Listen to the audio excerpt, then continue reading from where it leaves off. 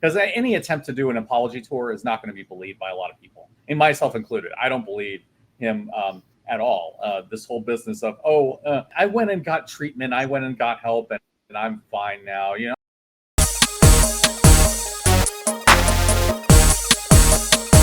What's up, y'all? DT2 Comics Chat here. I'm here to do a movie review on The Flash. This time I brought some guests in because I want to hear what they have to say, because this movie has touched us all very, very differently for different reasons. So I definitely want to bring the thoughts in. So let me introduce you to Steve Sellers. How you doing, Steve? I'm doing okay. This particular movie was one that I really kind of told myself I was not going to see. Uh, and then for various reasons that we'll go into. And then I just kind of realized, you know what, it doesn't really matter if I see it or not in the end, because the audience has already decided what's going on with this movie. So I figured let's go and see it, and it turned out to be, I think for me, a mixed bag, and we'll talk about that too. But yeah, I'm kind of looking forward to getting into it. All right. Let me introduce you to Electra Hammond. How you doing, Electra? All right. How you doing today, Dave? I'm good, but I'm really anxious to hear what you guys have to say. I did a solo review, but these issues turned out to be way deeper than I thought, because once again, it's a mixture of real world and in story world, and they're both head scratching. Hold on, let me bring on Ziggy. How Hey you doing, guys, Zig? How's it going? Hey, I'm doing well. Okay, the first thing we're going to talk about that we have to talk about is the major elephant in the room, and that is the antics of its main star, Ezra Miller. Now, people have varied opinions about this. There were some people I invited to this recording, and they said they couldn't do it because they weren't going to see the movie under any circumstances. They weren't going to support Ezra. They weren't giving him any money, nothing. And I found that to be fascinating, and I understand it. What do you do when the choices of your star in real life impact their image, impact the studio, impact the film? Do you release the film anyway? Do you hope it all blows over, which is what I think they thought? Do you think that people have short-term memories, So let me hear your individual takes on that. What do you think they should have done once Ezra Miller started acting a fool? Now, the reason I'm not going into detail is because to describe some of what he did will get this video flagged, and I don't want it to be flagged, so I'm not going to go into detail, but let's just say he did a lot of not nice things. And so, when that kind of stuff is going on, so I'll tell you what I would have done. What I would have done is I would have dropped the whole thing and just let it be a write-off, or I would have made him apologize on camera, because y'all know me. So if I was a studio exec, I would have been like, look, you can't do all that and then think we can market this movie with all that kind of stuff happening. So what we're going to need you to do is we're going to prepare a script, and you're going to need to get on camera, take responsibility, and apologize. And that type of goodwill will give us much better momentum going into the release of this film. Because I have sense enough to know that we don't take out the trash, it stinks. That don't get better with time. So that's my approach. Steve, what do you think? What would you do? Or what should they have done? Yeah, I will say I was one of those people for a long time that I wasn't going to see it. But once the movie started, really bombing, it's just like, okay, I think the point's already been made by so many other people that anything I contribute is a drop in the bucket at that point. I think I would have gone with just quietly, getting him out of there. He needs to be recast anyway. If they're going to reboot the universe, and it seems like they're going to do that with Superman Legacy, just let him have the movie and just quietly get rid of him. Don't make a thing of him. Just like forget he exists. It's like Michael Keaton's the star of this movie in the ways that matter anyway. So pretty much, that's going to be, let that be the story. I think I would have had more sympathy for the Muschiettes and DC if that was what they had done. Like, okay, yeah, we know we have a bomb on our hands. We have a mess here. This is going to impact us.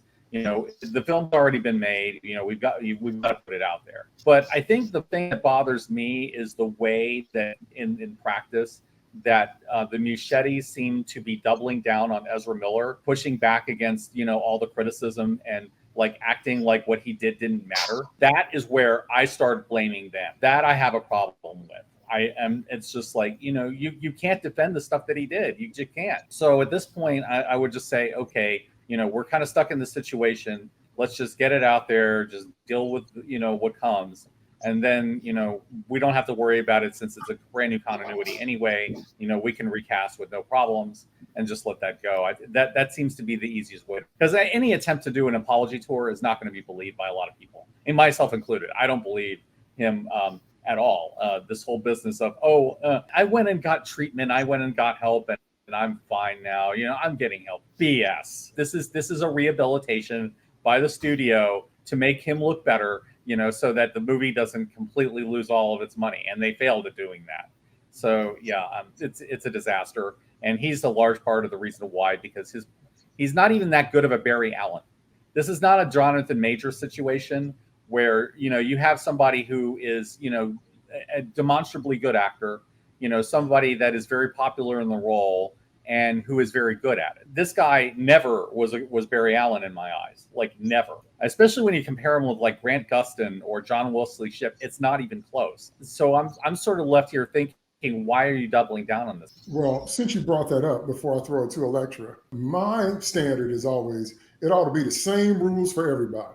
That's where you lose me. If someone gets canceled, whatever that means, if someone gets heat or smoke for something, it ought to be the same rules for everybody. As soon as we start showing different reactions, different penalties, different whatever for different people, you lose me, and I don't believe anything you say after that. Go ahead, Electra. What would you have done, or what do you think the studio should have done with a problematic star?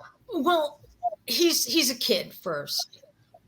Which doesn't excuse what he did, but they should have gotten him help irrespective of everything else, just because he needed help. He needed a lot of help. You've got to keep in mind that the movie wasn't just him. It wasn't just him. It wasn't just Michael Keaton. It wasn't just Sasha Calle, I guess her name is. Calle. Yeah, I think. There's a lot of people who also worked on the effects, who work behind the scenes. There's armies of people who work on these movies who get hurt if their work doesn't make it to the screen, if the movie gets shelved. And you got to think about them as well. You can't just say, oh, right, yeah, he acted out, so we're not going to put this movie out. There are all of these other folks that you want to think about them too, because they put their work into it, and they didn't get the star treatment that he did when he was working on it. They didn't get the option of acting out and being jerks. They had to show up on time for work and put in the hours and behave themselves, or they got shit canned. The best option in the world would be if he got the Cass Anvar treatment. If one day he showed up for work and they just said, sorry, your attitude is just, what you've done is completely unacceptable, and we're writing you off. Bye. One day Alex Kamal was there, and the next day he was not anymore. And they explained it away in the next time they shot about how terrible it was he didn't make it. No, you're right. They're doing a multiverse thing. They changed everybody else. They could have changed him. They could have found a way. Good writing always can. They could have reshot it. They shot half of Back to the Future before they recast it with Michael J. Fox. They could have done something, but shit canning the movie because of one guy is a bad idea. Okay, needs of the many versus needs of the few. But they did it with Batgirl. They just said no. So they didn't care about I still want to see that Batgirl movie, but that's probably just like a whole nother thing. Well, I'm real mad about Batgirl. Well, I'm not, but what I'm saying is they put all that investment in it and just said no, and that was the end of it. So there's more going on here. Zixer, what do you think? What should they have done? What would you do if you got a dramatic star? I totally agree with what we've already said here. I think, ultimately speaking, you're in a situation where you have a character actor, you've got somebody that's your star, but they've obviously made mistakes. And it's not even in a sense where you couldn't just say that they made mistakes. I always wondered whether they were worried about a lawsuit or an issue in terms of discrimination or something like that. But you just look at the way that they treated Henry Cavill and the way that they treated Ezra Miller, and the basic differences there, right? I mean, Henry Cavill, they jerked him back and forth. They said he was going to be in the movie, he was going to be outside the movie, he's back in the universe, he's back outside the universe, without even a glance towards him And meanwhile, there was just so much effort here to sort of create this impression with the audience that Ezra Miller was going to continue on forever as the Flash. And that, even though you clearly had a point at which you could break things off, say, listen, we're ready for a new universe, a new character, a new actor, a new star, have some sort of after credits, they just refused to do that. And it didn't make any logical sense because you could just see the writing on the wall that it was building more and more and more up with the audience as they got sick of this, and they got sick of the impression that somebody was getting away with things where others would not. Okay. Well, in listening, that's why I wanted to hear you guys' perspectives, because in listening to what you're saying, they could have done a combination of everything that we said. They could have made him take responsibility. But what Electra said about the nature of the film lends itself to replacing actors. So they could have done it in such a way to where a new Barry comes out, a new Barry comes back, and maybe he's blonde this time. Lord have mercy, would that hurt you to have a blonde Barry Allen? And we could take the film from there. But also, they should have stuck with the first notion of this film, which was a reset of the universe. Because if you use Flashpoint as a reset, like it should be, then the possibilities then become unlimited. Then at the end of the film, instead of just nostalgia bait, and we'll get there, about showing other worlds, you can show, like they did with the New 52 and Rebirth, you can literally show the heroes going into a new plane or new things opening up. And then you could have like a whole new Justice League by the end, because the nature of this movie would justify that kind of choice. So lots of things could have been done for sure better than what they did. I think from everything I've read, that they were counting on this movie to be the redeemer of the DC universe or of the Snyderverse or of all the money we spent. They said, if this is a blockbuster, it opens up more things, and people just noped out. People was like, nope, not going to support this in any way. Which leads me to the next big philosophical issue, because again, this movie exists in Story World and out here. It's amazing. The next philosophical issue, and that is that I think they need to make up their mind. I'm always, I love all the different time travel theories, if you're not aware of them, and this is not a comprehensive list, and I'm sure you guys can, offer more to our audience. But for those that aren't hardcore sci-fi people, you have the elliptical model, which is the Terminator model, which means the past changes the future, changes the past, but it's all one universe. Because if Skynet didn't believe killing John would change their reality, there's no need to send Terminators back. Then you have the Back to the Future model, which says you change the past, you splinter off a new timeline. It didn't quite say what happened to the old one, so I guess I'm assuming the old one is gone, and now you have a new reality. The net result is the same as the elliptical model, but it's still not quite the same movie physics, a splinter timeline, because you can have multiple splinter timelines, because that's why we have Back to the Future too. You can have the quantum reality thing, and this is more multiverse than time, where it says that every decision that a person could make has been made, but they all vibrate at a different reality. So if you ever get into a vibrational, they did that on Star Trek Parallels, and they did that a lot, where you can literally see every possible way your life could play out, because some version of you somewhere did it. So that's more multiverse than it is time. And then there's the 12 Monkeys reality, which says you can't change the past. So anything you do is going to be weaved right into what already happened, that kind of thing. And there's more, and sometimes we confuse multiverse, parallel Earth, and time travel, but the point I'm trying to make is that you need to be consistent. You need to pick one. And this movie was a bunch of different theories at once. It was quantum realities and multiverse and time travel and that kind of thing, and that's kind of what threw it off for me. So I was like, they should have picked one of those models and stuck with it, because, and then I'm going to throw it to you guys. I said it on Twitter, I said it in my review, and I'm going to say it again. I hate this fixed point in time crap. I reject the notion of it completely, because you can't sell me on the idea of we're going back in time to alter things, and some things can be altered, but now all of a sudden this thing is a fixed point in time and it can be altered. And they're always tragic. We never go back, and this is the best birthday of my life, and that's a fixed point in time, my 9th birthday. I couldn't change that if I wanted. That'll never happen. That's what gets on my nerves, because that statistically is impossible. It can't be if you're going to get into time travel.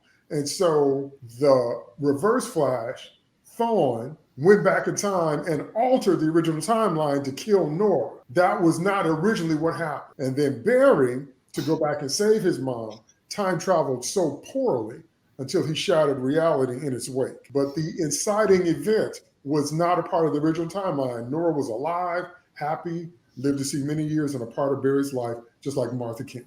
I'm amazed at how people just gloss it. It's okay for the villains to do it, but when Barry does it, now all of a sudden, all the reality got to cave in. So I want to hear your thoughts about that. Start with Elektra. The way it's usually presented as, it's not okay for the hero to time travel or go back in time or use their powers for personal reasons. It's okay if they want to use it for the good of all mankind, but using your powers for personal stuff is frowned upon. The witches in Charmed use their powers for personal stuff. Everything backfires on them. You're not supposed to do that, and everything in the world blows up. We tend to frown upon our superpowered people using their powers to fix their own lives. They're supposed to ignore all the crap in their own lives and use them to fix the world. And yeah, it doesn't make any sense. Why shouldn't he go back and fix all the crap in his own life now that he's got superpowers? But we don't want him to do it. It was perfectly okay for Superman to go back and save Lois Lane in the original Superman movie. That was like the whole big thing about the movie. He flew so fast that he flew back in time and reversed her death. We were all okay with that back then, but now it's like, no, he can't do that. Why the hell not? Okay, two things before I throw it to Zig. First thing is, you're talking about they can't use their powers for personal gain. What happened to evil must be punished? What happened to that one? I'm just looking around trying to see if I can find that somewhere in my house. What happened to you can't go back and kill your arch nemesis mom because you're just an evil jerk? How come that don't get an answer? One. Two, we did have a problem with it. Okay, we just didn't have the message boards back then like we do have now, because everybody was like, what happened to them people he saved? He saved a whole bunch of people, including Jimmy. He saved them kids on the school bus. He put his body on a railroad track so the train could roll over him. And then he realized Lois was dead, flew back, and didn't do none of that. What about them people? What about the people that were in the valley where the dam burst and the water flooded them out? And he, put the rock in everything that he did. He just didn't do all that because of Lois. What about that? So we did have a problem with it. It just didn't have no message boards. All right, Zig, what do you think? I completely agree with not taking it seriously. I think that ultimately speaking, these are comedies. It's meant to be a comedy. If you sat back and watched Back to the Future and saw Doc Brown writing on that chalkboard and you really had to sit down and think about what he was saying, it all falls apart right away. This is a movie dedicated to Back to the Future. It's a comedy. It's supposed to be funny. They're using spaghetti in their metaphors for time travel. They don't want you to be taking this seriously. And so we shouldn't take it seriously. It's not a mechanic that the film demands. And I think ultimately speaking, if we try to fit this into superhero, history, then it doesn't make any sense. But if you take it as a comedy, and you take it as a time travel puzzle that is not meant to fit together. It's just, all the pieces are everywhere and people are going to put them together, and whatever picture you end up with, you end up with. But it's not something where you can sit there and make each piece make sense and fit in somewhere. It's just going to end up with a picture in the end. So it's one of these things where we're all trying to make logical sense. We're not meant to. It's not meant to be logical. It's not meant to make sense. It's not meant to have any sort of beginning or ending in terms of where the time travel is going. It's having fun. And I think as long as we have fun with it and we go on that journey, then this movie is successful. I think it's incredibly successful. But the second you have to sort of pull it apart and have some sort of scientific basis, it's going to fall apart. And it's not meant to be holding up to that basis. This is the cousin's dinner. You're hanging out, you're having a good time, you're looking at the spaghetti. It's nonsense. And the whole idea where people are trying to fit together, whether it's Michael Keaton and George Clooney can be the same person, is completely misunderstanding this film, right? That this is not the same Michael Keaton that we've seen in the past. This is not the same George Clooney that we've seen in the past. This is all time travel nonsense and multiverse nonsense. And we just can't take it seriously, or else the whole thing falls apart. Okay, before I throw it to Steve, first of all, that's what sci-fi fans do. We take stuff too seriously and we nitpick about details because that's just our nature. That's number one. Number two, Superman If you look at the first two Chris Reeve films, if you look at them as Silver Age into Bronze Age, you can ignore all the ridiculous things that happen. However, in fandom, Miller released The Dark Knight Returns, changed everything and catapulted us into the Dark Age. And after that, everything started to have a lot more grounded. I don't know if he meant to have that effect, and a lot of people still decry it to this day that was a mistake. But that was the last time comics were fun. All that what you're talking about ended in 1986. Because we had a 55-year-old Batman who was talking about his back pain and talking about why you think I wear a target on my chest. And all of a sudden it was real. It was somewhat grounded. That's what changed everything. And fandom has never been the same since then. I realized at some point this movie is Batman and Robin, right? Which film is it trying to be? It's trying to be Batman and Robin. It's a scattershot superhero film that is just saying you just have to have fun and you can't take it seriously and it can't make sense. And it's completely insisting on that. And I don't think that fans were ready for it. I don't think fans are ready for it. I think it's genius. I think it's great. But I think the second we sit down and try to make sense out of it, it just falls apart. If you flew me out the country and gave me a year's worth of pizza, I couldn't make my brain accept none of what you just said. But okay, go ahead, Steve. What do you think about? I love the spaghetti metaphor right up until the point where, he ate all of it, because then it started to make sense. Okay. Because Barry is always hungry. Go ahead, Steve. Yeah, I've got a few things that I kind of want to throw out there before I really start diving into why Flashpoint doesn't work as a comic. One of the things that I kind of wanted to point out with Superman is that I never liked the endings of the Chris Reeve films as much as I love Superman 1 and 2. And one of them is because it is a very Deus Ex Machina that they throw in to have him rewind time at every point. And the thing of it is, he's told by Jor-El, do not interfere with human history. You are forbidden to interfere with human history. And what does he do? He just rewrites time for his own benefit and everything's okay. It never worked for me. Just never worked for me. As for the comedy angle, I would go for that if the movie was actually funny instead of cringy. I know what you're trying to do, and I know what you're trying to do. There are other movies that did it better, and some of them were this year, like Dungeons and Dragons.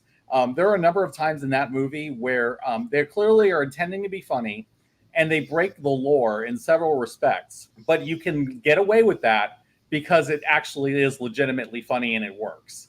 So, that kind of stuff, sure, that's fine. When it comes to this stuff, I can't do it because not only is it not that funny, it also makes no sense as in terms of the time travel. And so all of it tends to kind of drag me down and it falls apart for me. And part of that is not the movie's fault. Part of that is the fault of Flashpoint as a comic, and that is the fault of Geoff Johns. And the reason I say this is because the entire foundation and the premise of this is built on the entire universe changes because Barry Allen goes back in time to save his mother. Okay, how does Barry Allen going back in time save his mother stop Kal-El from landing in Smallville? How does it stop? How does it end up with Bruce getting killed and his parents ending up as Batman and the Joker? It makes no sense, none whatsoever. It is never explained. The attempt I've seen to try to fix this was in Flashpoint Paradox, the animated movie, where they tried to say there were ripples going on. It still doesn't make sense, but they tried, and I respect it for trying. This movie, I think, decided that, okay, this completely doesn't make sense. There is no way you can make it make sense. So we're just going to have a laugh and a romp at it. That's what the impression that I kind of got. And if it were funnier, I would be able to go along with that, but it's just not funny enough for me. Nothing about this makes sense. So, you have things where everything ripples in the past and changes everything. Barry going back and fixing this is not going to change that either. It's just going to cause more problems because everything is spaghetti and nothing makes sense. So in the end, what you have is a time travel system where everything ends up conveniently the way the writers want it to end up because they need a resolution. So, everything is on rails, and the time travel thing is just kind of laughed at, and they just basically tell you, don't think about it too much because otherwise you're going, to see the man behind the curtain. It's so transparent and it doesn't work at all. I just think this movie is so knowing about what it's doing. It is so knowledgeable about superheroes and superhero history and how superheroes work and how superhero logic should work and how time travel should work. And it's purposefully throwing it all out the window. I think there's a certain genius to all of that. And I'm going to have a lot of criticisms about this movie on the technical fronts.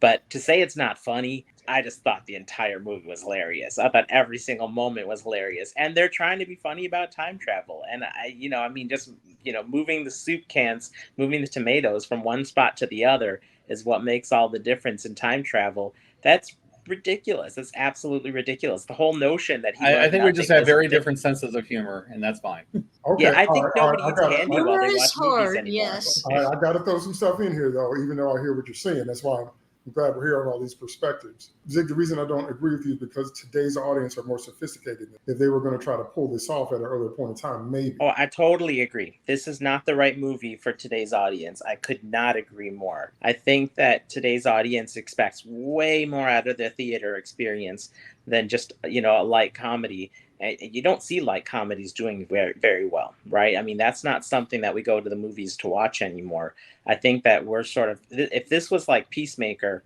where it was on television or was on streaming and it was sort of something that was like a light puff thing, people would love it. But we just don't go to the movies for this anymore. This is not why we're there. A big piece of this is based on Barry 2, I guess that's what we call him, younger Barry, being, he's all hyped up about the idea of getting superpowers.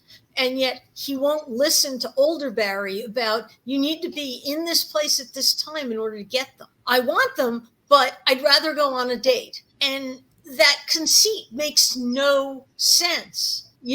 He's accepted the idea that this is him, but older, and has superpowers, but won't listen to him about how he got them, and has to be like dragged kicking and screaming to the lab for the accident to happen. Okay, all right. That's a good springboard. I have to say these few things, though, because you can't bring up Superman 2 and I don't say this stuff right here. The cellophane S off the chest, no, Superman can't ever do that. He said the dumbest line in that movie jumped out at me even back then. He said, and I quote, "We used to play this game at school. I was never very good at it." No, you didn't, Clark. You grew up here. So I do not excuse light writing for bad writing. That's a dumb thing for Kal-El to say. He was here as a baby. Talking about we used to play this game in school. You don't know nothing about them Kryptonian games, and why would they have power? Then when you knock them out and Lois knock Ursa out, they just fall into the froth. And what happens to them? So, see, bad writing is not the same as light comedy.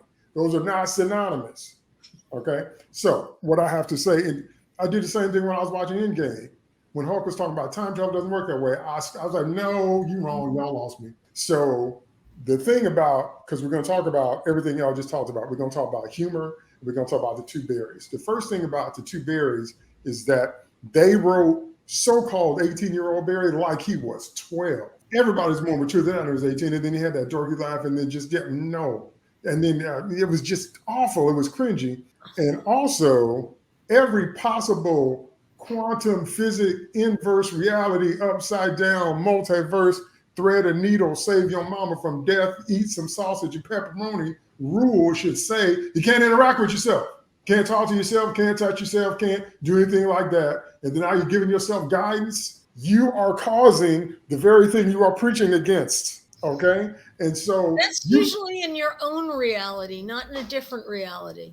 You can't interact with your younger self in your own reality. That's what I meant when I said it mixed the metaphors about how the different kind of stuff that time travel works, because it has to be your own reality. If you went back there to save your mama, that means when you get back to your reality, she should be alive. That means it's the same one, or you think it is. So that being the case, no, I can't go back and talk to 18-year-old me. If I could go back in time and tell myself everything that was going to happen, I would sit down somewhere in my room and I ain't going outside. Just leave me alone. You can't go back and interact with yourself like that. Everything about that is wrong. They wrote young Barry so ridiculously immaturely. They wrote him badly, but what they were trying to convey was this was a guy who, rather than having grown up without a mother, had been coddled by his parents. And they were really, really trying to convey the spoiled rotten by his parents Barry versus lost both of his parents on the same day Barry, and how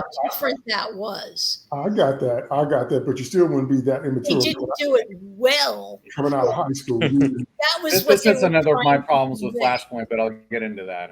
Right. So Yeah. I'm saying that whole thing threw me off. My mommy does my laundry for me, Barry. You know, some guys have that going when they're still in high school. Mom does your laundry. My mother wouldn't let me near the washer until I moved out. That doesn't make you a dumb idiot, as you know. That's not what that means automatically. But anyway, again, I'm convinced this movie was designed to make Dave go crazy. It was just, so One I more mean, Piggy.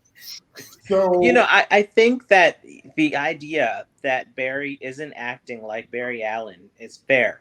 The question I always have is he acting like the Snyderverse Barry Allen, right? I mean, ultimately speaking, that's a very different character than the Barry Allen that we expect when we go to a movie or watch a film.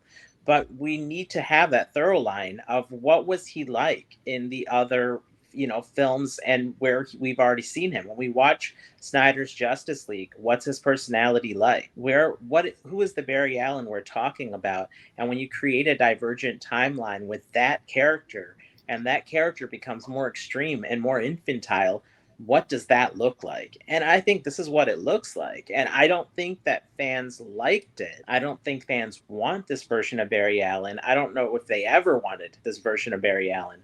But this is very much along the lines of what Snyder created, and very much along the lines of what Ezra Miller did from the beginning with this performance. It's just a more extreme form of the same thing. Now, it's not Barry Allen, right? That's not the character that we know and that we expect. But I think it actually makes a lot of sense in the context of what Snyder already kind of paved for this character and what the character was like when we first met him. yeah, but which also connects what we're talking about with the humor. The humor that was, permeated through this film was all trying to be snarkish, all slapstick, all goofy, that he gets struck. And so our Barry loses his powers, which doesn't make any sense. And young Barry gets his powers. Okay, that didn't make any sense. And then the way he ran, he was like, bro, I'm slow. I'm like, is this dude, where's my car? Is this like Weekend at Barry's? Like, what movie is this? So, the two of you, me and Steve have a friend. I don't know if you know, Zig, you know Jeff Bracey. Bracey has this phrase called, you're doing the work of the movie. And so the movie ought to be written and directed and acted well enough to where these ideas are clearly conveyed, because we've seen enough films where they are. But when you have to kind of reach and stretch where no, they meant this and no, they meant that, they didn't pull it off if it's not obvious. See what I mean? I mean, I totally agree they didn't pull it off, just because I think 90% of the audience missed the point of what they were trying to do. And if 90% of the audience doesn't understand your brand of humor, then you didn't pull it off. Like, that's just, you've got to reach a broader audience than just me. I totally agree with that. But I got it. I got the joke. I thought it was perfect. And I understood the meta. And I think a lot of the early critics and a lot of the early folks that watched it understood the meta, because I think it's sort of responding to a larger issue, which is sort of, the world of superheroes taking themselves too seriously, and sort of superhero culture taking itself too seriously. But I totally agree that we are not ready for this as a community, and we're in the wrong place for this type of movie. I don't know if we'll ever be in the right place for it. Well, we would be in the right place if we had people writing and directing that actually respected the genre and the source material and the fans. But we keep getting person after person after person that says, you guys need to lighten up. You're taking yourselves too seriously. You angry fan, blah, blah, blah, blah, blah. Listen, you can't say that this director is not a real fan when he used the baby in the microwave prank, right? Because that is straight out of DC history. That is a reach where, Superman Babysitter, the story that got canceled by DC Comics, that had the babysitter and had Superman in the microwave as a baby, and DC said you can't show that in the comic, and they snatched it out. I mean, this is a true fan. This is somebody that understands DC Comics and DC Comics history, and they just threw it out the window on purpose, and they were given license to throw it out the Really? window on purpose. It's not somebody who's not a fan. It's someone who's the ultimate fan and thought that everyone would get this sort of tongue-in-cheek inside joke, and people did not. Okay, let me use my best It's a bit English. obscure though. Nope. That's somebody that's trying to spite. That's somebody that's saying, you said we can't do that. I'm going to do that thing you said we can't do. That's not the same. Look, another Where is Jay Garrett? Where is Max Mercury? Where is Bart? Where are the Tornado Twins? Where are the Flash Facts? That's a fan, not this guy. Steve, let me let you jump in here. Yeah, we're talking. I was just going to say, I was going to say the one thing that I kind of want to bring up, which is the whole problem with the two Barrys goes back to, doesn't work about Flashpoint, and that is that they are trying to say that Barry Allen is a hero because he had that tragedy happen to him, which is BS, because we know in the comics originally for decades that was not the case. There was no tragic backstory. You know, he wanted to be like Jay Garrick. That was his story. And then they come along and try to do this whole thing and try to make this whole thing a fixed point in time. And then we show this version of Barry that is what he would be like if he didn't have that tragedy. And what is he? He is a spoiled jerk. You know, he's too inside of himself. You know, he doesn't know anything. Now, I agree. It is consistent with who Zack Snyder established this version of Barry as. I just don't like what this version of Barry is. And so, you know, we're getting this situation where Barry only acts like a hero because I had that sense of loss and I had that tragedy. And it's like, no, Barry Allen, properly written, would always be a hero because that's who he is. You know, he always had that sort of, you know, he always cared about people. You know, that's always been the thing with the Flash. They're very empathetic people, all of them. You know, Barry, Wally, etc. So, you know, that just didn't land. If you know the comics, it didn't land. I will say that I think that Muschietti definitely is somebody that seems to know DC. But here's the thing. He seems to mainly care about Batman. When it comes to a lot of the other stuff, I don't think he really cares that much. And you can kind of tell that because it's like all these million different versions of Batman. And, oh, yeah, the Flash is in this movie somewhere in it. And yeah, so I'm kind of in between you guys on this. Elektra, what you got? Yeah, you've got a good point there. Maybe he wanted to direct a Batman movie or a Superman movie, and they wouldn't let him do that. So he took the Flash. Because, yeah, this version of the Flash is not all that heroic from the moment we meet him. From the moment we first meet him, he's this introverted, frightened guy who's just using his powers to, you know, try and figure out what went wrong and if he can get his father freed from prison and to steal stuff so he can eat. But he's not even like trying to get a job on his own. And so many of the speedsters we've seen since we entered the enlightened age of comic movies, they haven't known how to write them properly. Every time we get a good speedster, in the Marvel movies at least, they don't know how to write them because they're overly powerful. So they disappear them or they kill them off. And this time they made his Achilles heel be the fact that he just isn't that heroic. He's got to have Superman tell him, or is it Batman tell him to just save one person first and start there. And he's like, I'm scared, but well, we'll save one guy first. So this Barry just, you know, he's working his way up to being a hero. And that isn't the Barry of the comics. And maybe you're right. Maybe that's why the heart of this film just doesn't work. Well, if you know anything about the Flashes, you know the Flashes have always served with a smile. They've always loved to be heroes. They've always embraced their powers. They've always been married, strong family people. So that's what I'm saying. This could not be further away from the core of the Flashes, nor their children and grandchildren in the future. It's a heroic family throughout time. And so that's not this version, okay? So then now this is something I'm gonna throw out to y'all because I really want to hear what you have to say, because I really felt like I was out there by myself on this one, which I don't mind because I'm out there by myself a lot. So that doesn't bother me, but I want to hear what you guys have to say. You're not by yourself on much for this film. I think you're in the majority from what I'm hearing. All right. I can't ever tell. So here's the thing, because I did a little video clip about this, and that is that that made Barry Hispanic. So either his mom was supposed to be Italian, or I thought she was Spanish since they got a Spanish actress, a famous one there. And I said to myself, wait a minute, don't you understand how that completely enriches the character? Do you understand what it's like when you have a mixed heritage? You can be, normally are bilingual. You have different diet options, and you made food a thing. You have a different calendar, holiday calendars. You celebrate the historical holidays of your country as you see fit. You may have a different worldview, and especially if you are first gen born here or maybe second gen, but your parents tend to and pour into you those rich cultural heritages. And I'm like, if you're going to make a major change like that, shouldn't we see something like that reflected in his life? But it was like just kind of casually, Nora. No, apparently.